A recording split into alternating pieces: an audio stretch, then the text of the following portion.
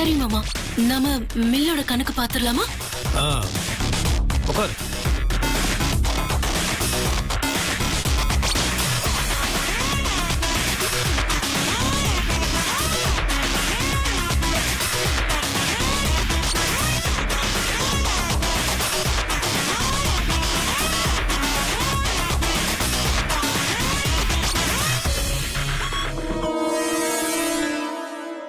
இந்த டேட் வரை என்ட்ரி பண்ணிருக்கு மாமா.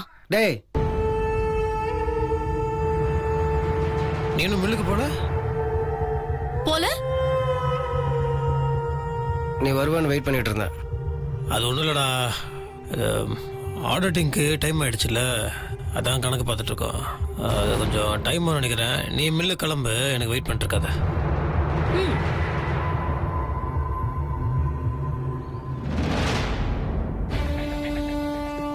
என்னடா பாக்குற? நீ போடா, எனக்கு வெயிட் பண்ணாத, இங்க நிறைய வேலை இருக்கு. டேய், நீ செய்யறது கொஞ்சம் கூட சரியில்லடா. என்ன சரியில்லை? டேய், என்னடா இது? சும்மா கூட ஒட்டி வராசி உட்காந்துட்டு ரொம்ப தப்பா இருக்குடா. என்னடா அவன் பிரச்சனை? டே, ஆடிட்டிங்கு சப்மிஷன் டேட் கொடுத்துட்டாங்க, அதுக்குள்ளே எல்லாத்தையும் கொடுத்தாகணும். கணக்கெடுக்கதும் பார்க்கல, அதனால தான் நானும் ஸ்வேதாவும் உட்காந்து பார்த்துட்டு இருக்கோம். அது ஏன்டா நீ என்னமோ இது சரியில்லைன்ற தப்புன்ற? டேய், இதெல்லாம் தெரிஞ்சு செய்யறியா இல்லை தெரியாம செய்யறியா? எனக்கு சுத்தமா புரியலடா. என்னடா உனக்கு புரியல? எனக்கு தான்டா ஒன்றும் புரிய மாட்டேங்குது. ஏன்டா அந்த மாதிரி பண்ணிட்டு இருக்க? நீ மின்னு கிளம்பு போ.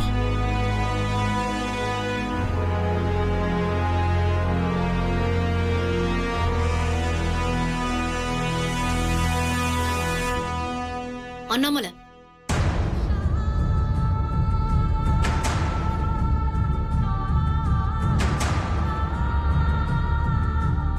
அவர் சொல்றதெல்லாம் இனி நீங்க பொறுத்துக்கிட்டு தான் ஆகணும். அண்ணாமலை, இதுதான் ஆரம்பம். இன்னும் நிறைய அதிர்ச்சிகள் எல்லாம் காத்துக்கிட்டு இருக்கு. இப்போ உங்களுக்கு நண்பனுக்கு நண்பனா இருக்கிறதா, இல்ல பாசக்காரவங்க வெண்ணிலா தங்கச்சிக்கு அண்ணனா இருக்கிறதான்னு உள்ளுக்குள்ள பல யோசனைகள் ஓடுது இல்ல? ஆனா நிஜம் என்ன தெரியுமா? ஸ்வேதாவுக்கு முத்தரசம் புருஷனா இருக்க போறது மட்டும்தான் நிஜம். இப்போ நான் கணக்கு பார்க்க மட்டும் வரல அண்ணாமலை, பழைய கணக்கு தீக்கவும் தான் நான் வந்திருக்கேன். சரி, ஓகே, நீ கிளம்பு.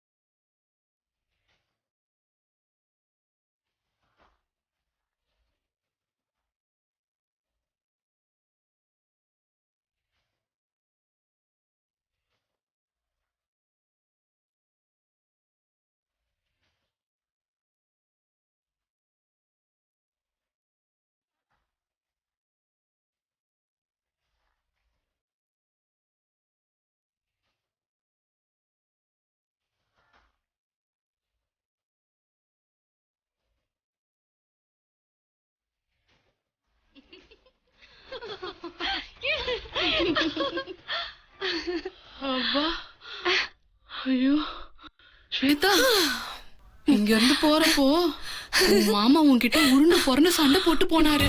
இப்ப என்னடானா லவ்வோட உன்னை பாக்குறாரு, சிரிக்கிறாரு. எவ்வளவு பெரிய மாற்றம் வந்துருச்சு, என்னால நம்பவே முடியலடி. இதுதாண்டி குருஜியோட பவரு. போன நிமிஷம் வரைக்கும் கல்யாணம் நடக்கலையே, அது ஏன் நடக்கலன்னு அவரோட பவர் சந்தேகப்பட்டல்ல. எப்படிப்பட்ட ஒரு மாற்றத்தை மாமாக்குள்ள அவர் விதைச்சிருக்காரு பாத்தியா? சாதாரணமா இல்ல, யாராலையும் கண்டுபிடிக்க முடியாத மாதிரி உள்ளுக்குள்ள மாத்தி வச்சிருக்காரு. வீட்ல இருக்கவங்க எல்லாம் என்ன நடக்குதுன்னே தெரியாம நடக்கிறதெல்லாம் கனவா நிஜமானு தெரியாம நின்னுட்டு இருந்தாங்க. தெரியுமா உனக்கு? அதுதான் இப்ப எனக்கு பயமா இருக்கு. என்னடி சொல்ற? பவரே உன் கையில இருக்கு, அப்புறம் என்ன பயம்? இல்லடி, மத்தவங்க சந்தேகமா நம்மள பாக்குறாங்கன்னா நாம உஷாரா இருக்கணும்னு அர்த்தம். இத பத்தி உடனடியா டவுட் கிளியர் பண்ணிக்கிறது ரொம்ப நல்லது. இரு.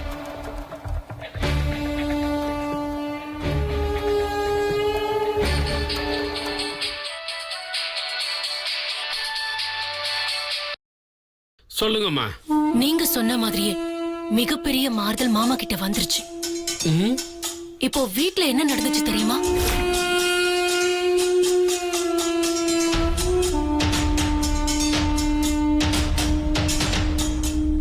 எப்படி இருக்க? நல்லா இருக்கியா? அவ யார் நினைச்சிட்டு இருக்க? இந்த வீட்டுல அவளுக்கு எல்லா உரிமையும் இருக்கு.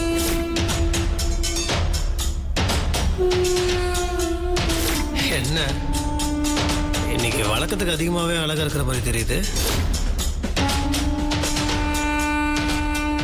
மாமா பழைய மாதிரி என்ன பார்த்து பேசுனது, சிரிச்சது, இதெல்லாம் ரொம்ப சந்தோஷமா இருந்துச்சு. இதெல்லாம் உங்களாலதான் குருஜி. ரொம்ப ரொம்ப தேங்க்ஸ் குருஜி. பரவாயில்லைங்கம்மா, நீங்க இவ்வளவு சந்தோஷமா இருக்கீங்களே, இது போதுமா எனக்கு. அப்புறம் குருஜி, இன்னொரு முக்கியமான விஷயம். எப்படி இந்த மாற்றம் நடந்துச்சுன்னு வீட்ல இருக்கிறவங்க அதிர்ச்சியோட பாக்குறாங்க. ஆனா அவங்க பார்வையில கூடவே இது எப்படி நடந்ததுங்கிற சந்தேகமும் இருந்துச்சு. ஒருவேளை வசிய சக்தியாலதான் மாமா இப்படி மாறினாருன்னு தெரிஞ்சுட்டா, வேற சாமியார் கிட்ட மாமாவை அழைச்சிட்டு போய் வசியம் வச்சதை எடுத்துட்டாங்கன்னா அப்புறம் நாம நினைச்சது எதுவுமே நடக்காம போயிடும் குருஜி. வீட்டுக்கு போனது என்ன நடக்குதுன்னு பாத்துட்டு போன் பண்ண சொன்னீங்களே, அதுக்குதான் உங்களை கூப்பிட்டேன். நான் வெச்ச வசியத்தை யாராவது எடுக்க நினைச்சாலும் சரி, எடுத்தாலும் சரி, அவங்க உயிருக்கு மட்டும் இல்ல, முத்தரசன் உயிருக்கும் ஆபத்தா முடிஞ்சிரும். அதை எடுக்க பூஜை பண்றவங்க யாரோ அவங்களுக்கே அது தெரியும். மாமா உயிருக்கு ஆபத்து வந்துருமா? கவலைப்படாதீங்கம்மா, இதெல்லாம் உங்களுக்கு கல்யாணம் ஆகிற வரைக்கும் தான். அது வரைக்கும் யாருக்கும் சந்தேகம் வராத மாதிரி பாத்துக்க வேண்டியது உங்க பொறுப்பு. மீறி தெரிஞ்சு போய் வசியத்தை எடுக்க கிளம்பனா தடுத்து உங்க கண்ட்ரோல்ல நீங்க வச்சுக்கோங்க. அவருதான் நீங்க என்ன சொன்னாலும் கேட்கிற மனநிலையில இருக்காரு. அப்புறம் என்ன? புரியுது குருஜி, நான் போக விடாம தடுத்துடுறேன். இதுதான். இதே மாதிரி நீங்க எப்பவும் கவனமா விழிப்போட இருக்கணும். வீட்டுல இருக்கிற எல்லார் மேலயும் ஒரு கண்ணை வச்சுக்கோங்க. ஓகே சரி குருஜி, நான் போனை வைக்கிறேன்.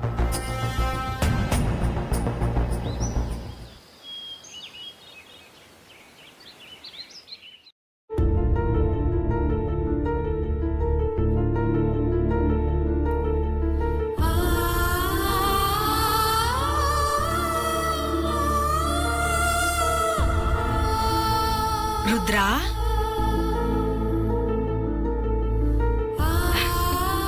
அம்மா,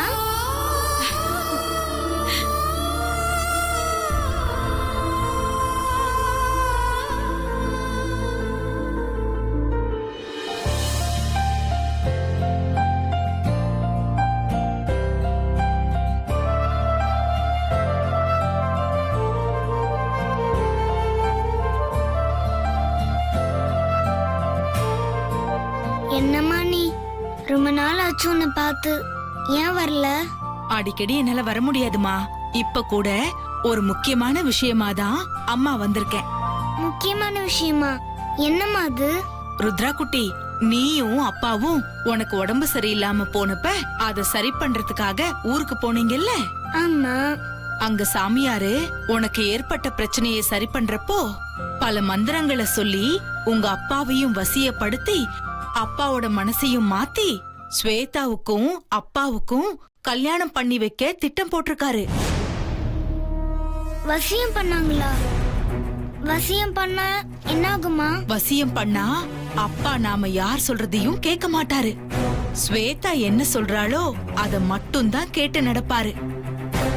அது மட்டும் இல்ல, ஸ்வேதாவை தான் கல்யாணமும் பண்ணிப்பாரு. ஐயோ எனக்கு வேணாம்மா, வெண்ணிலாம்மா தான் எனக்கு அம்மாவா வேணும். அப்படின்னா நீ என்ன பண்ணு, நேரா அண்ணாமலை மாமா கிட்ட போய் இந்த விஷயத்த சொல்லணும். ஏம்மா, நான் அப்பா கிட்டே சொல்லிடுறேனே. இப்பதானே நான் சொன்னேன், அப்பா நாம சொல்றதெல்லாம் கேட்கவே மாட்டாரு. அப்பா அந்த சாமியார் போட்ட மந்திரத்தோட பிடியில இருக்காரு. நாம என்ன சொன்னாலும் என்ன ஏதுன்னு அவருக்கு புரியவே புரியாது. இப்போ நீயும் உங்க அப்பாவும் மனசளவுல ஒரே மாதிரி தான் இருக்கீங்க. அவரும் உன்ன மாதிரி மனசளவுல ஒரு குழந்தையா தான் இருக்காரு. என்னம்மா சொல்ற? இது ரொம்ப இக்கட்டான நிலைமைமா. அண்ணாமலை மாமா கிட்ட சொல்லி எப்படியாவது அப்பாவை காப்பாத்த சொல்லு. செய்றியா? சரிம்மா, செய்றேன். எப்பவுமே அம்மா உன்னை பாத்துக்கிட்டே தான் இருப்பேன், உனக்கு துணையா இருப்பேன்.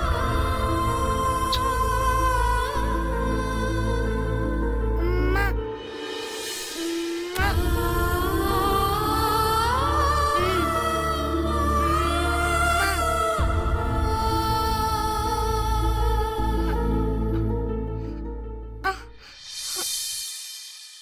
கனவா?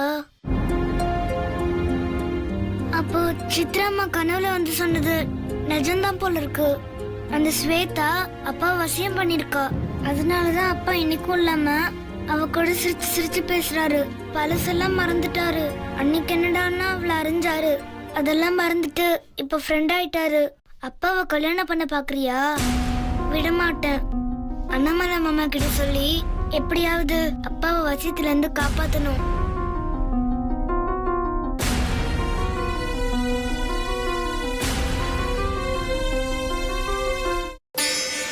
நேத்துல இருந்து நடக்கிறதெல்லாம் பார்த்தா கொஞ்சம் பயமா தான் இருக்கு. ஒருவேளை அண்ணாமலை அண்ணன் சொல்ற மாதிரி ஏதாவது நடந்துருமோ? மாமா என்னை விட்டு விலகி பழையபடி ஸ்வேதாக்கா பக்கம் போயிடுவாரோ? அப்படியெல்லாம் நடந்துடக்கூடாதுன்னு நான் மனசார அம்மன் கிட்ட வேண்டிக்க போறேன்.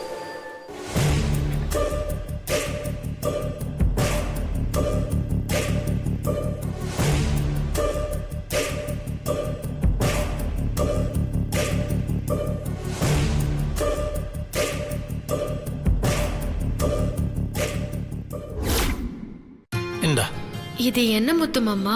பட்டு போடுவ, உனக்கு தான் வாங்கிட்டு வந்தேன். என்ன நீ புடவையெல்லாம் எடுத்து வைக்கிறது பார்த்தா எங்கேயோ கிளம்புற மாதிரி இருக்கு. ஆமா, இது முத்து மாமா வாங்கி கொடுத்த புடவை. குளிச்சிட்டு வந்து இதை கட்டிக்கிட்டு தான் மாமாவையும் கூட்டிக்கிட்டு கோவிலுக்கு நேர்த்திக்கடனை நிறைவேற்ற போறேன். ருத்ராவை குணப்படுத்தி மாமாவையும் நல்லபடியா திருப்பி கொண்டு வந்து சேர்த்ததுக்கு அந்த அம்மனுக்கு நன்றி கடன் செலுத்த போறேன் ஜனனி. இனிமே தினம் கோவிலுக்கு போவீங்கன்னு நினைக்கிறேன். ஏன்னா இனிமே எல்லாமே நல்லது தானே நடக்க போகுது.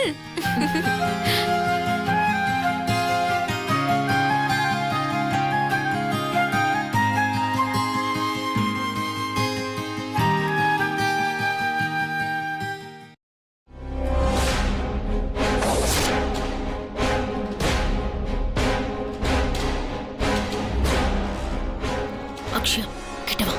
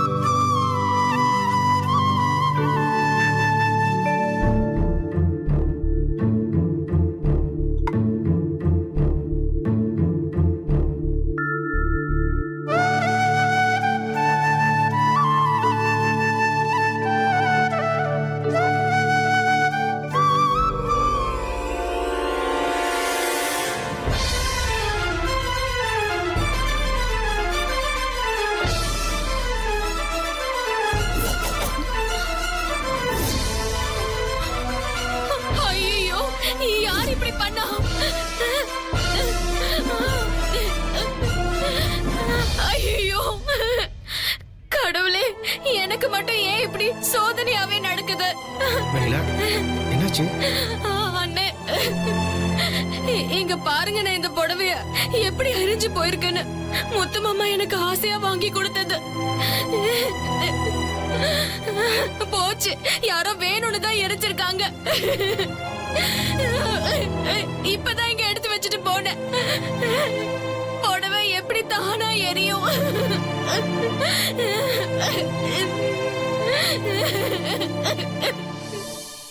அக்ஷயா, நல்லது நினைச்சா நல்லதுதான் நடக்கும், கெட்டது நினைச்சா கெட்டதுதான் நடக்கும்.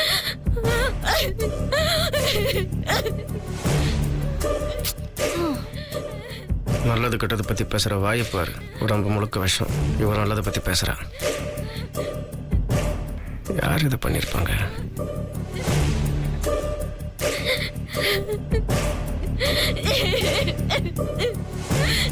தங்கச்சி,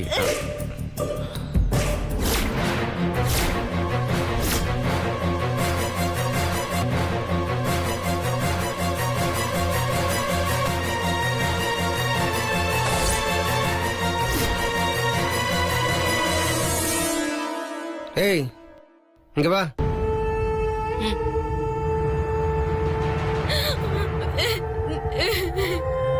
நீதான் அந்த புடவை எரிச்சது.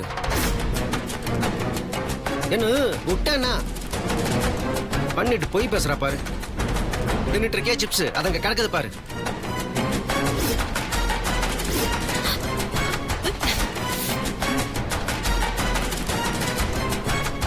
அதே சொல்லுது நீதான் அந்த புடவையை கொளுத்துனதுன்னு. சொல்லு, நீதானே இதை பண்ண?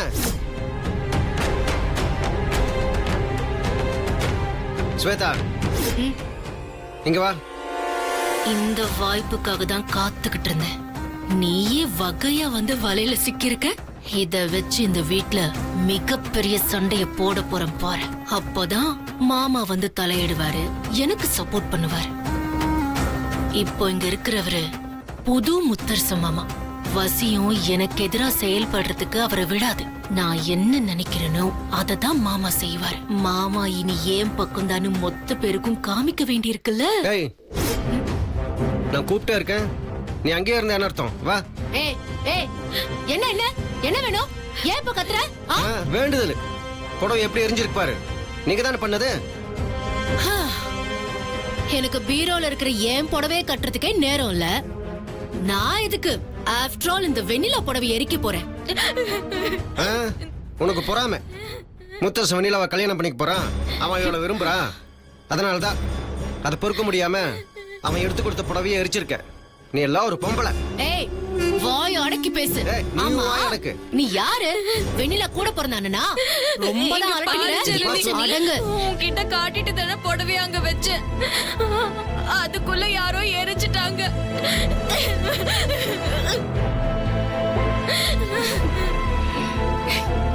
நம்ம வீட்டுக்குள்ள யார் இந்த வேலையை பண்ணுவா? இவதான் பண்ணிருப்பா. ஓய், யாரு பார்த்து இவ அவங்கற? உன்னை பார்த்து தான் சொல்றேன். உனக்கு இருக்கிற பொறாம கொஞ்சமா நஞ்சமா? நான் தான் பண்ணலன்னு சொல்லிட்டு இருக்கல, மறுபடியும் என்ன சொல்லிட்டு இருக்க? நீ தான் பண்ண.